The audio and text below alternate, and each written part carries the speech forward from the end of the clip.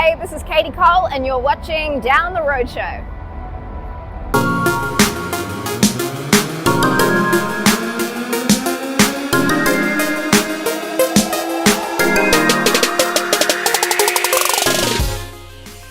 Welcome to Down the Road Show. I'm here with one of my favorite people and singer-songwriter, Casey, otherwise known as Katie Cole. I'm doing good. The other Casey. The other Casey. Not to be confusing. Yeah, but nobody wants to talk to this Casey. We are here right before the Smashing Pumpkins concert in Dallas, and we haven't talked on camera for 12 years. It has been quite the journey for you. Yeah. So you've been opening for Smashing Pumpkins, and then now you're actually a part of Smashing Pumpkins. I tour as a musician with them. It's like the heavens opened up and granted me such an incredible gift. Some of the best musicians in the world, and I get to play with them. Like, who knew? Seriously, like, I didn't know. You don't plan for this stuff. I mean, I think when I last did an interview with you at Malibu Wines in, 1927? Whatever. Seems like not long ago. But there's before pandemic and after pandemic, so essentially it was about 100 years ago. I'm pretty sure I covered, maybe, I don't know if I covered Smashing Pumpkins, but I definitely covered some Stone Temple Pilots during those shows. And, I used to play gigs all over LA and started traveling back and forth to Nashville, and that's when I started opening up some shows for Smashing Pumpkins, and it just became a natural progression to start playing with them. They asked me to play bass during some shows, and then it moved to keys, and I sing, and now I've recorded on a couple of albums with them as well. I've done some background vocal arrangements, so it's like I'm part of the Pumpkins family.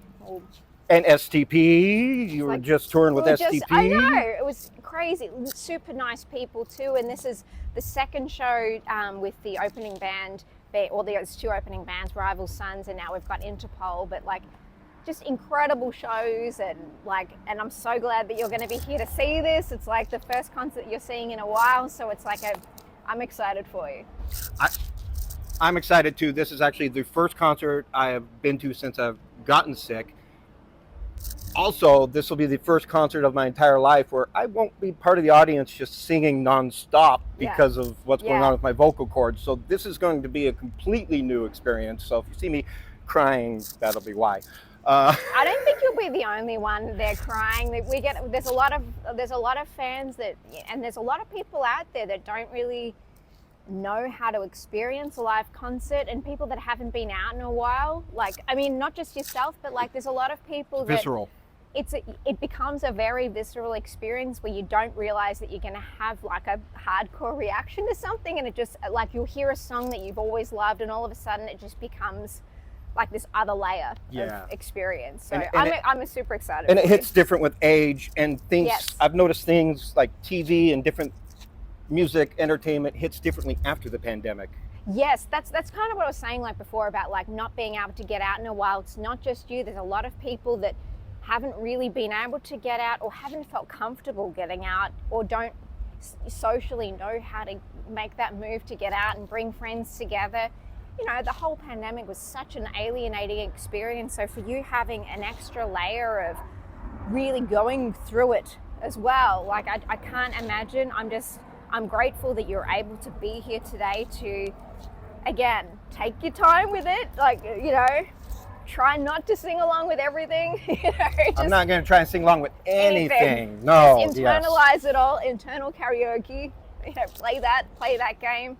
I'm just excited for you, and so glad to be able to see you in the flesh after so long. And yeah. Well, I tell everyone, I'm at least your 420th biggest fan. I've seen people, doing all kinds of stuff.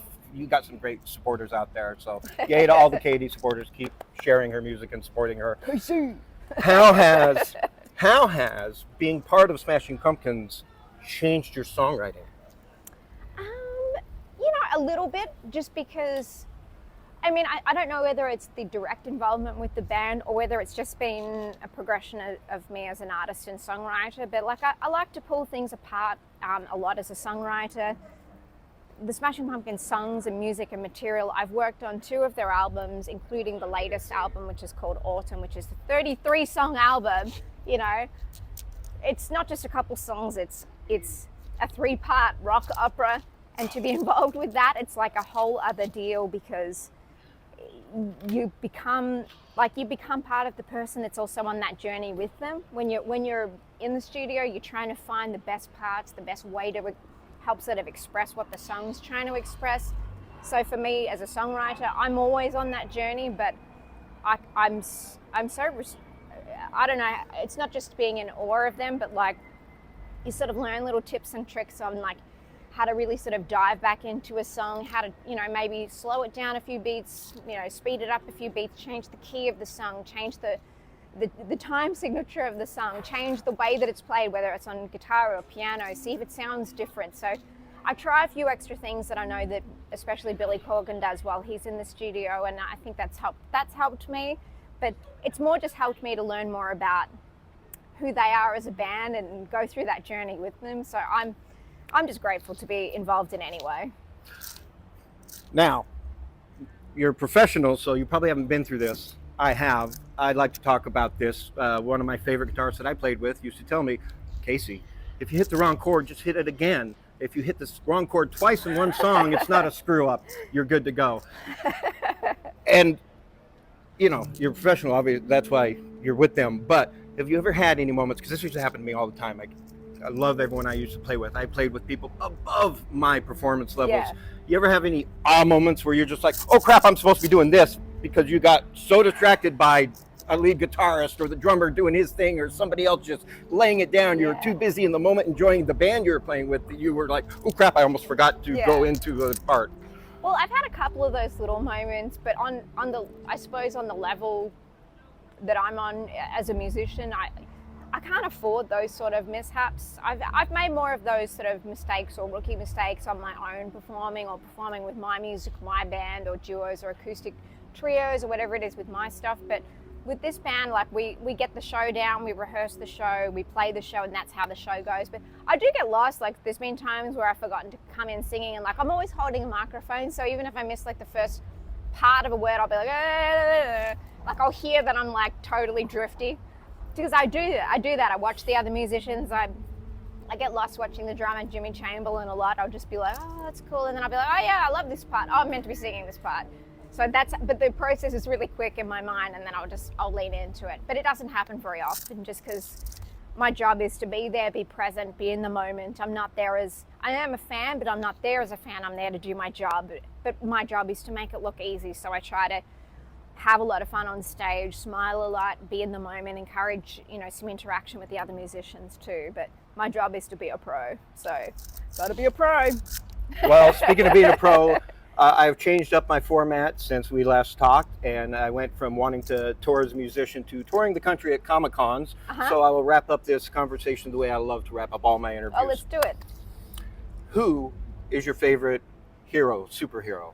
Oh, superhero. And why? Like mine is Superman, because he could be the biggest villain of all time, but he chooses to be a Boy Scout and be the nice Superman that we love. That's a good question, and that's a nice answer. I don't know if I've got a favorite superhero. I love all superheroes, but I'm like with sports teams, when people ask me what my favorite sports team is, and I'm like, go local sports team. So I don't know if I've got a favorite superhero, because they all kind of do good. I suppose Wonder Woman seems like she's a cool chick. She likes to help people. She's one of those women and superheroes that has this immense amount of power and doesn't really use much of it. I don't know. That's a good one. Wonder Woman's good. Go all superheroes. No, that's a good choice. Team. Next question then. Who would be your favorite villain? Mine's Darth Vader. Looks good in black. James Earl Jones voice. And if you look at his entire story arc, he redeems himself by saving his son in the end. So he went from good to bad, back to good again. I know, he did too. That's a really good question. I've never thought about that, because I never try and identify with the supervillain, because why would you do that? You're only as good as your villain is. They're always the coolest looking in the comics though. I don't know. I can't answer that, because I can't even, I'm just thinking of all supervillains at the same time. Taxes are a supervillain. I don't know. The IRS. Maybe Magneto. Magneto. Oh, good one. Good one. Just because he's super smart. And he thinks he's doing the right thing. He thinks he's doing the right thing, finally realizes that he's not, then does the wrong thing again. Like he does flip sides a few times, but I loved the movie versions of X-Men, so I love Sir Ian McKellen. And Fassbender was great. And yeah, so exactly. Who inspires you in real life? I don't know. I just try and be a good humanitarian. I try and just be a good person. I think, I mean, it's good to model your life after people or your goals after people, but I find the more I do that, the more I put restrictions on myself. I just try and be compassionate. I mean, if anything, you could say more like, I don't know, more of a Buddhist situation, like more like be kind to people, be kind to yourself. That's kind of a big deal. People forget that like yourself is part of the bigger equation. I don't know, I try and be kind to animals. I'm a vegetarian, so I try not to eat my friends. You know, I don't know, I don't really have a role model in that respect, but I think each day you can be a better version of yourself, and that's how I treat it. Exactly. Be your own competition. Take care of your mental health, your physical health. Take all those vitamins while you're on tour. The rock music has started. Oh my God. And perfect timing. Thanks for stopping in. We'll see you all down the road. Here, let me get out of the way. Will you do a quick? Yeah, we should do a photo together. Yes.